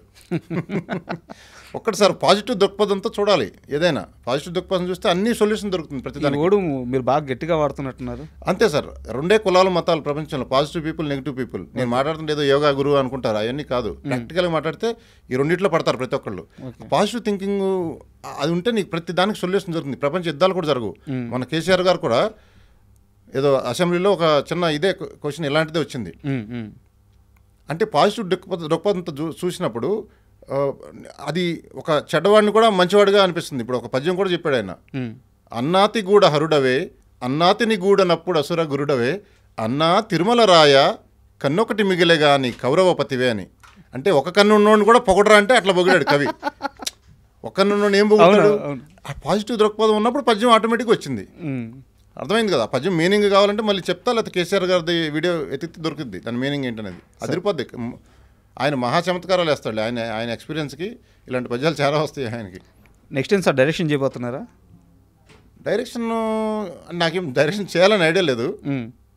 దానికి డైరెక్టర్లు ఉన్నారు, మనం కూడా వాళ్ళది కూడా మనం లాగేసుకుంటే ఎట్లా? ఎవడు చేసే పని వాడు చేస్తే బెటర్. నాకు మీ ఫ్లో చూస్తే లాగేసుకునే తట్టే కనిపిస్తుంది. ఏం లేదు, తెలీదు. ఫ్యూచర్లో చేస్తే చేయొచ్చు. అది పెద్ద నేర్చుకొని చేయడం అది పెద్ద విషయం కాదు. ఇంత నేర్చుకునే వాళ్ళు ఎవ్రీథింగ్ ఈజ్ లెర్నింగ్. అది కూడా స్కిల్. అది సార్ ఇప్పుడు ఒక 3 days నుంచి మీరు ఇండస్ట్రీలో ఉన్న ఇన్ని సమస్యల మీద వాయిస్ రైజ్ చేసినప్పుడు ఇండస్ట్రీ నుంచి మీకు ఎలాంటి సపోర్ట్ వచ్చింది సార్? ఇండస్ట్రీ నుంచి నో నెగిటివ్ సపోర్ట్, అంత పాజిటివ్గానే ఉంది. బట్ మెల్లమెల్లగా నాతో మాట్లాడుతున్నారు కొంతమంది. అందరికి నేనంటే తెలియకపోవచ్చు, నెంబర్ లేకపోవచ్చు, బట్ అందరికీ తెలుసు ఈ మాట్లాడేదంతా కరెక్ట్గా ఉంది. ప్రొడ్యూసర్ కౌన్సిల్లో కానీ కలిసిన వాళ్ళు కానీ వాళ్ళు అసలు మీలాంటి వాళ్ళు కావాలి ఇండస్ట్రీకి, ఇంకా అందరూ ఈ మూడ్లోకి రావాలి. అందరూ అనుకుంటున్నారు కానీ మాట్లాడలేకపోతున్నారు. బయట కొంతమంది మాట్లాడుతున్నారు, అక్కడితో అయిపోతుంది. దాని మీద సరైన యాక్షన్స్ తీసుకోవట్లేదు. ఇవన్నిటికీ మనం ఎవడొకటి ముందడుగు వేయాలి. నేను చిన్న ప్రొడ్యూసర్ పెద్ద ప్రొడ్యూసర్ అని కాదు, ఒక ఇష్యూని అడ్రస్ చేయడానికి కామన్ సెన్స్తో మాట్లాడుతున్నాను. నేను దిల్ రాజు గారిని కలిసే ఆలోచన ఉందా? దిల్ రాజు గారిని నేను మూవీకి ముందు కలిశాను. అంటే మామూలుగా నాకు ఆయన పరిచయం, మామూలుగా ఆయన సజెషన్ తీసుకోవడానికి వెళ్ళాను. ఆయన పాపం రోజు చెప్పేదే చెప్తున్నారు, ఇండస్ట్రీ పరిస్థితి బాగాలేదు రాజా, స్పీడ్గా వెళ్ళి గబగబా మూవీలు తీమాకు, కొంచెం మెల్లగా వెళ్ళు అని చెప్పారు నాకు. ఆ రోజే చెప్పారు. ఆయన చెప్పింది కరెక్టే 1000%. ఇండస్ట్రీ పరిస్థితి బాగాలేదు. ఏ యాంగిల్లో చూసినా ఇండస్ట్రీ పరిస్థితి అసలు బాగాలేదు. ఆఖరిలో రివ్యూవర్స్ కాడి నుంచి, మొదటి నుంచి బడ్జెట్లు పెంచడం కాడి నుంచి, హీరోల రెమ్యూనరేషన్ కాడి నుంచి అన్నీ సరి అవ్వాలి. మొత్తం ఒక ఫార్మాట్ అంతా మారిపోవాలి. సార్ ఇప్పుడు నాకు ఒక క్వశ్చన్, మీరు ఈ సినిమా రిలీజ్కి ముందు ప్రెస్ మీట్లో మాట్లాడుతూ తెలుగు సినిమా పరిస్థితి చాలా దారుణంగా ఉంది, ఇక్కడ మొత్తం టర్న్ ఓవర్ తిప్పి కొట్లు ఒక 10 కోట్లు కూడా లేదు, ఇక్కడ 10,000 కోట్లు కూడా లేదు, ఇక్కడ ఓన్లీ నిర్మాతను మాత్రమే ఎందుకు భాగస్వామ్యం చేయాలి, మిగతా అందరూ ఒక హీరో దగ్గర నుంచి ఈవెన్ ఒక ప్రేక్షకుడి నుంచి కూడా వాళ్ళందరూ భాగస్వామ్యం అయితే దీన్ని ఒక షేర్ మార్కెట్ లాగా చేసేస్తే అని చెప్పి ఒక మాట మీరు అన్నారు. నాకు కాస్త వివరంగా చెప్తారు అది. సార్, ప్రపంచంలో ఉండే టాప్ 1000 బిలియనర్స్ తీసుకోండి. ప్రతి ఒక్కరు షేర్ మార్కెట్లోకి వచ్చే బిలియనర్ అయ్యాడు. అందులో ఇన్వెస్ట్ చేసిన 90% అదొకండి. అందులో ఇన్వెస్ట్ చేసిన షేర్ హోల్డర్స్ వెల్త్ అంతా పెరిగింది. సో ఒక ఇండస్ట్రీ అంటే అది నా ఉద్దేశంలో. ఒక మనిషి మీద నడిచేది ఇండస్ట్రీ అన్న, నేను ఫుల్ ఫ్లెడ్జ్డ్ ఇండస్ట్రీ కాదు. ఇప్పుడు ఏ కంపెనీ అని తీసుకోండి, అపోలో తీసుకోండి, గ్రూపు దివీస్ ల్యాబొరేటరీ తీసుకోండి, లేకపోతే ఇంకా ఏదైనా తీసుకోండి, ఏ కంపెనీ అయినా సరే స్టార్టింగ్లో వచ్చేది 500 కోట్లు 200 కోట్లతోనే వస్తారు. అవే 1,00,000 కోట్లు అయినాయి. స్విగ్గీ ఉంది, మా జూనియర్లు మాతో చదువుకున్న వాళ్ళు కదా, మా జూనియర్లు, స్విగ్గీ అనే కంపెనీ. అది చిన్న ఐడియా. దాని మార్కెట్లోకి వస్తే 1,00,000 కోట్ల మార్కెట్ క్యాప్. అది అందరు దాంట్లో ఇన్వెస్టిగేషన్లో వెల్త్ మెల్లమెల్లగా పెరుగుతుంది. వాడు కంపెనీలో ఎంప్లాయ్మెంట్ పెరుగుతుంది. సో అన్నిటికంటే పెద్ద ఇండస్ట్రీ సినిమా ఇండస్ట్రీ. టెక్నికల్ మాట్లాడితే ఇక్కడ దుమ్మినా దగ్గినా ప్రపంచం మొత్తం తెలిసిపోతుంది నిమిషాల్లో. దీనికి ఉండే క్రేజ్ అటువంటిది. అన్నీ బాగున్నాయి కానీ వెల్త్ లేదు.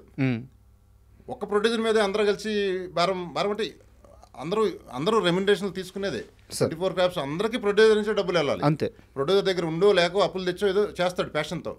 ఈ అందరూ తీసుకుంటారు హీరోల కాడ నుంచి, మళ్ళీ రిలీజ్ చేసి వీడు రిలీజ్ డిస్ట్రిబ్యూటర్లు ఎగ్జిబ్యూటర్ల నుంచి మళ్ళీ వాపసు వీడికి రావాలంటే ఒక పెద్ద బ్యాగ్లో ఒక లారీ డబ్బులు పారేసి ఒకేసారి మిగతా ఏరుకుంటున్న పరిస్థితి ప్రొడ్యూసర్ది. నేనేమన్నా ముందే ఏరుకో తర్వాత పారాయి అంటున్నా. అంటే మీరు చెప్పేది ఏంటంటే ఒక ప్రొడక్షన్కి అయ్యే కాస్ట్ మొత్తం పెట్టుకొని రెమ్యూనరేషన్స్ అందరూ భాగస్వామ్యం అయితే, రెమ్యూనరేషన్స్ అని కాదు. ఇప్పుడు ఒక ప్రోడక్ట్ చేయడానికి ఇప్పుడు నేను చెప్పిన కాన్సెప్ట్లో నీకు కంపెనీ పెట్టారు, ట్రస్ట్ ఉండే ఒక ఆర్గనైజేషన్ కంపెనీ పెట్టింది. ఇప్పుడు పెద్ద పెద్ద మూవీ ఇండస్ట్రీ అదే మన వాళ్ళు సంస్థలు నమ్మకం ఉంటుంది కదా.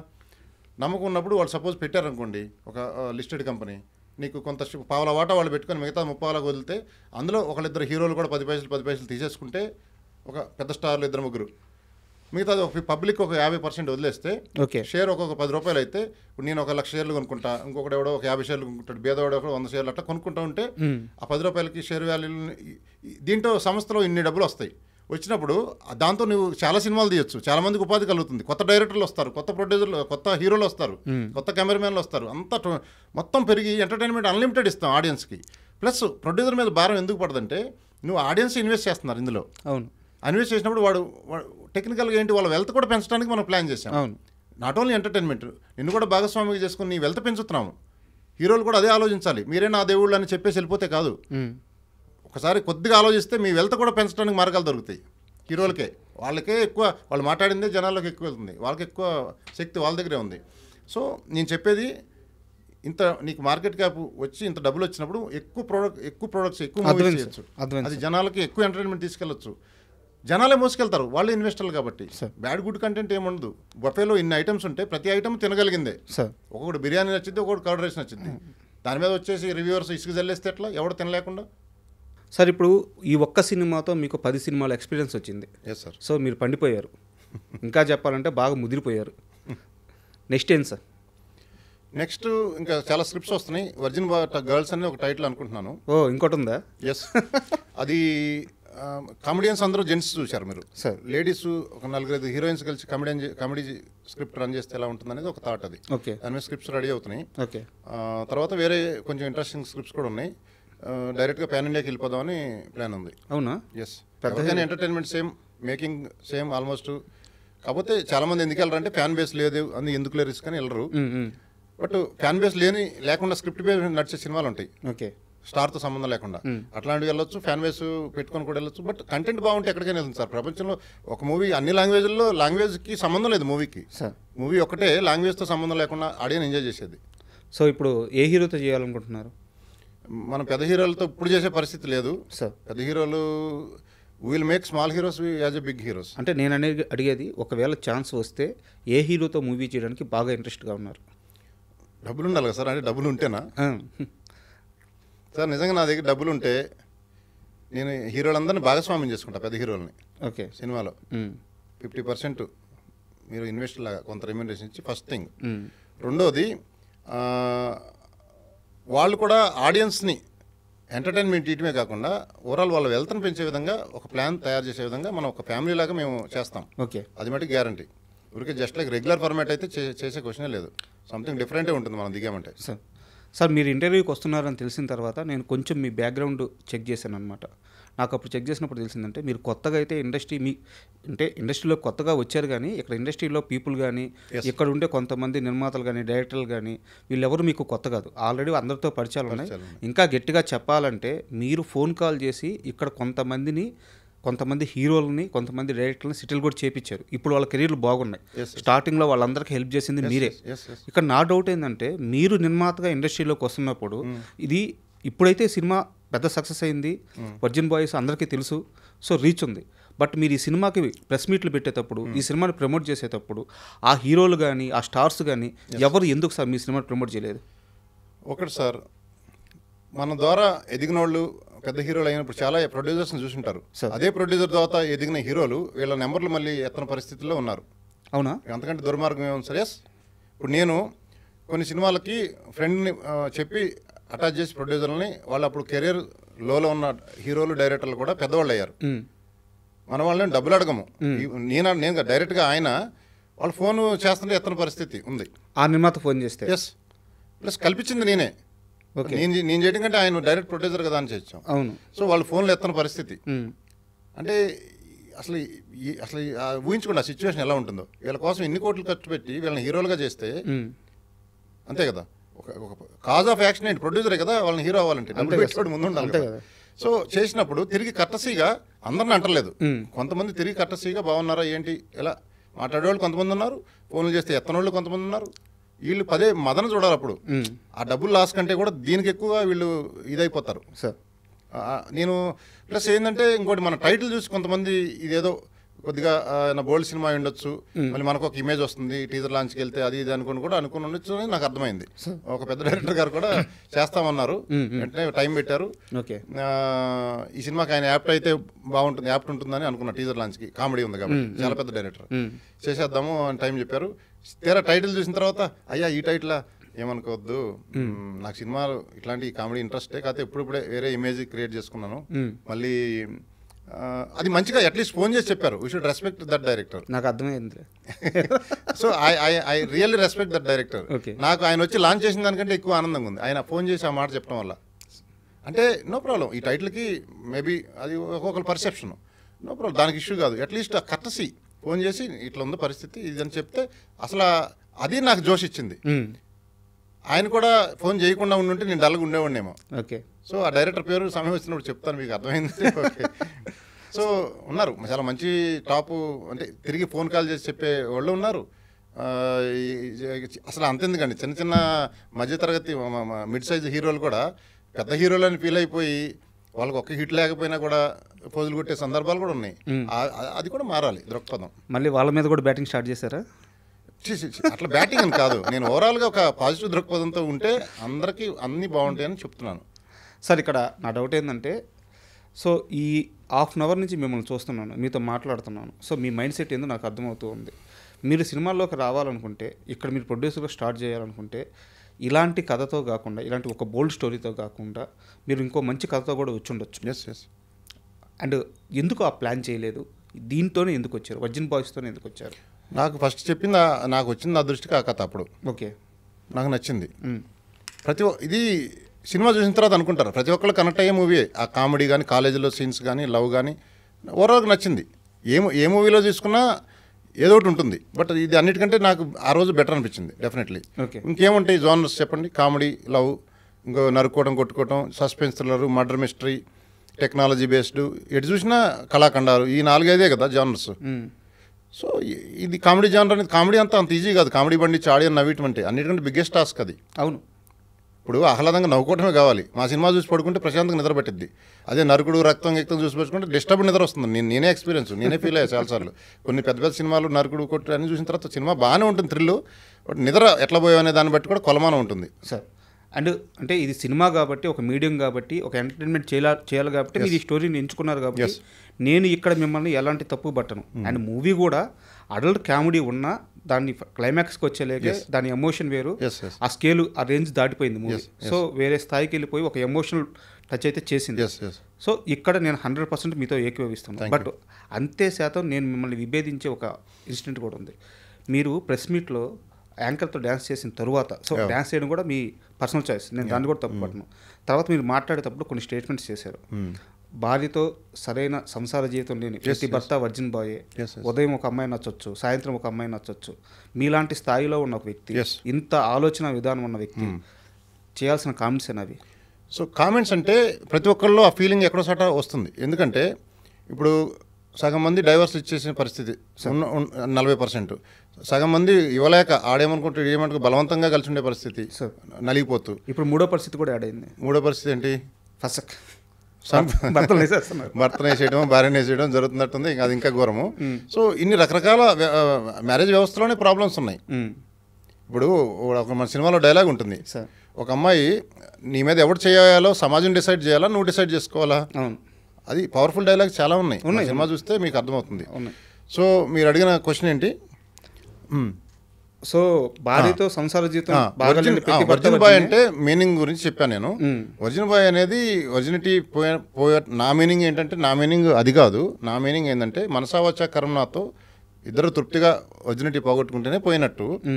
అది నిజట్లో పోయినా, ఇంకో బలవంతంగా పోయినా అది నిజంగా పోయినట్టు కాదు.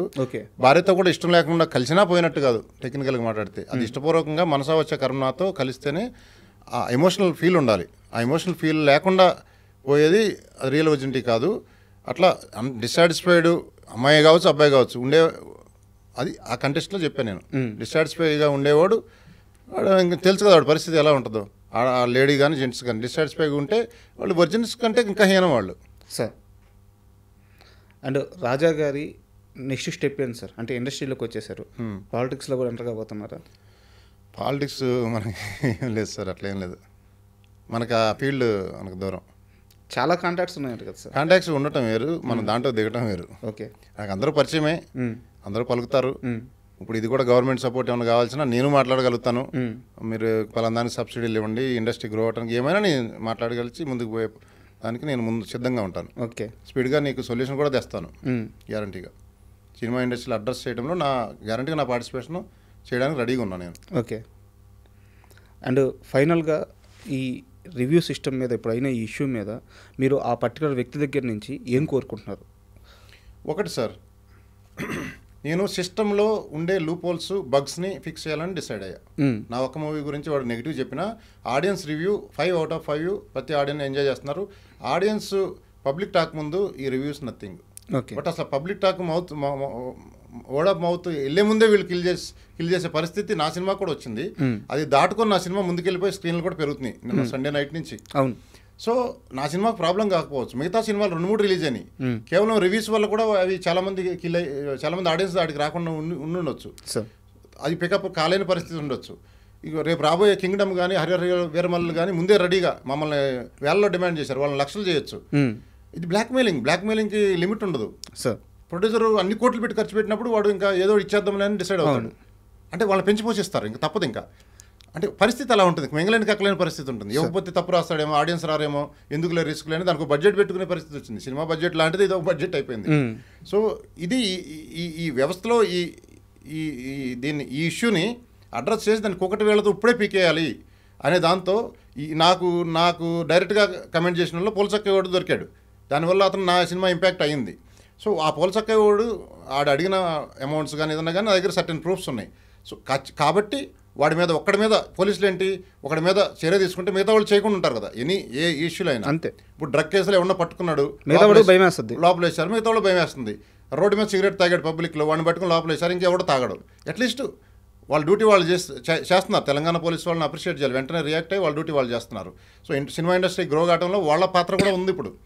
సో వాళ్ళ డ్యూటీ వీడిని చూస్తే మిగతా వాళ్ళు భయపడతారు, ఓకే ఇది తప్పు ఇలా చేయకూడదు, సో అలా ఫేక్ రివ్యూలు మనం ఇవ్వకూడదు అని భయపడతారు. అప్పుడు కొంత కరెక్షన్ జరుగుతుంది. సో సొల్యూషన్ దొరుకుతుంది, అక్కడ దొరకపోయే క్వశ్చనే లేదు. ఓకే ఒకటి సార్, ఫ్రీడమ్ ఆఫ్ స్పీచ్ ప్రతిదానికి లిమిటేషన్ ఉంటుంది. లిమిటేషన్ దాటి చేసేదే పట్టుకొని తాట తీయాలి. ఎస్ తప్పేం లేదు. సో ఇంకా డైరెక్ట్ వారే ఎస్ తాట తీయటం ఖాయం. మనం తీయకల్లా పోలీసులే తెస్తారు. తాట తీయటం అంటే వాళ్ళకు ఉండే రూల్స్ పరిధిలో వాళ్ళని విచారించి వాళ్ళ నుంచి ఏం చేయాలో వాళ్ళ నుంచి చేస్తారు. ఇంకా ఫర్దర్ ఎటువంటి రిపీట్ కాకుండా. దానివల్ల వ్యవస్థ కిల్ అవుతుంది. ఇది చెప్పాను కదా, ఇప్పుడు తీవ్రవాది అనేవాడు బయట కంట్రీలో ఉంటాడు, వీడు మన మధ్యలోనే ఉండి ఒక చిన్న సైజు తీవ్రవాదిలాగా చెట్టు మీదే కూర్చొని ఆ చెట్టునే నరుకుతున్నాడు. అది చాలా డేంజరస్ సిచ్యువేషన్లో ఉంది మూవీ ఇండస్ట్రీ పరిస్థితి, అసలుకే బాగాలేదు. ఇది ఒకటి యాడెడ్ మళ్ళీ. సార్ మామూలుగా ఇంకా ఫైనల్గా వచ్చేసి ఎప్పుడైనా సరే ఇండస్ట్రీలో ఒక సినిమా రిలీజ్ అయిపోతే ఆ సినిమా చాలా హడల్స్ ఫేస్ చేసిన తర్వాత ఒక సేఫ్ జోన్లోకి వెళ్ళిపోతే ఆ నిర్మాత హ్యాపీగా ఇంట్లోకి వెళ్ళి హ్యాపీగా నిద్రపోతాడు, కడుపు నిండా అన్నం తిని హ్యాపీగా నిద్రపోతాడు. సో ఈరోజు మీ సినిమా ఆ సేఫ్ జోన్లోకి వెళ్ళిపోయింది. బట్ ఇప్పుడు మీరు సినిమా రిలీజ్కి ముందు ఎంత ఫైట్ చేస్తారో అంతకంటే ఎక్కువ ఫైట్ చేస్తున్నారు. నా సినిమా గురించి నేను ఫైట్ చేయట్లేదు, అర్థమైంది. అదే లూపోల్స్ గురించి నేను ఫైట్ చేస్తాను. అవును. సో ఖచ్చితంగా మీలాంటి ఒక వ్యక్తి ఇండస్ట్రీకి అవసరం. అంటే ఇక్కడ ఇండస్ట్రీ పెద్దలు ఎవరున్నారో వాళ్ళతో కలిసి మీ ఆలోచనలు పుంజుకొని ముందుకెళ్ళడం చాలా అవసరం. మీరు చాలా త్వరగా ఆ పొజిషన్కి వెళ్తారని నేను అనుకుంటున్నాను. అండ్ మీ సేవలు ఇలాగే కంటిన్యూ చేస్తారని చెప్పి నేను అనుకుంటున్నాను. మీరు ఇలాగే ఇండస్ట్రీలో కంటిన్యూ అవుతూ రేపు మరో పెద్ద ప్రాజెక్ట్తో మరో పెద్ద సినిమా చేసిన తర్వాత అది సక్సెస్ అయిన తర్వాత మన ఇద్దరం మళ్ళీ ఇలాగే కూర్చొని ఓ మంచి ఇంటర్వ్యూ చేయాలని మనస్ఫూర్తిగా కోరుకుంటున్నాను. అండ్ మీ విలువైన సమయం మాకు ఇచ్చేందుకు చాలా థ్యాంక్ యూ సార్. చాలా థ్యాంక్ యూ. నేను ఇంకోటి కూడా చెప్పాలనుకుంటున్నాను, ఇదే ఎంటర్టైన్మెంట్ ఇండస్ట్రీ సరిగ్గా ఉంటేనే కదా మీరు కూడా ఇంటర్వ్యూలు చేయగలిగేది. అంతే కదా సార్. ఎంటర్టైన్మెంట్ ఇండస్ట్రీ కిల్ అయిపోతే మీరు కూడా సర్వైవ్ కాలేరు. ఖచ్చితంగా వాడు ఫేక్ రివ్యూలు ఇచ్చేవాడు కూడా సర్వైవ్ కాలేడు, వాడు వచ్చే అది కూడా వాడు చెప్తున్నాను నేను. So thank you so much watch చేసిన వాళ్ళందరికీ. మీ ఐ డ్రీమ్ మీడియా నేను చూస్తుంటాను, చాలా నేర్చుకుంటాను కూడా మీరు చూసి. సార్ చాలామందిని పిలిచి మాట్లాడుతుంటారు కదా, ప్రతి ఒక్కటి లెర్నింగ్ కర్వే, ప్రతిరోజు లెర్నింగ్ కర్వే. నేను మాట్లాడినవే కరెక్ట్ అంటలేదు, అందులో ఎంతో కొంత ఉంది, దాన్ని ఇంకా నేను కరెక్ట్ చేసుకుంటాను. తప్పులుంటే నేను మాట్లాడిన వాటిని వేరే వాళ్ళు తెలుసుకొని మొత్తం మీద ఒక ఇంప్లిమెంటేషన్ జరగాలి. నేను I'm ready for any good things. Sir thank you so much. Thank you sir.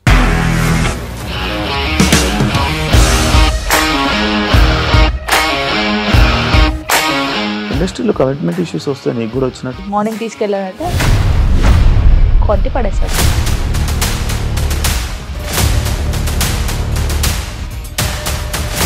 ఒక్కళ్ళు కూడా చూడలేదు ఈ సినిమా అని చెప్పడానికి కూడా చాలా ధైర్యం కావాలి. అది నిజం కదా, దాంట్లో ధైర్యం ఏంటి? నెక్స్ట్ డే ప్లేట్ మార్చేస్తే తప్పు కదా. As of now we are comfortable this అని నేను అనుకుంటున్నాను. రష్మిక గారిది మీది ఒకే ఊరు అంట కదా, నీకు కోపం వచ్చిందంటే బాగా తిట్టేత్తరా? తిట్టేద్దామండి. నిజంగా గేమ్ ని ఎలా చేంజ్ చేయగలిగారు? ఏపీఎస్ఎఫ్సి వాళ్ళకి 6 నెలల్లో నేను 6 లక్షలు కట్టా. బిజినెస్ చేయాలనుకుంటే it is as difficult as riding a tiger.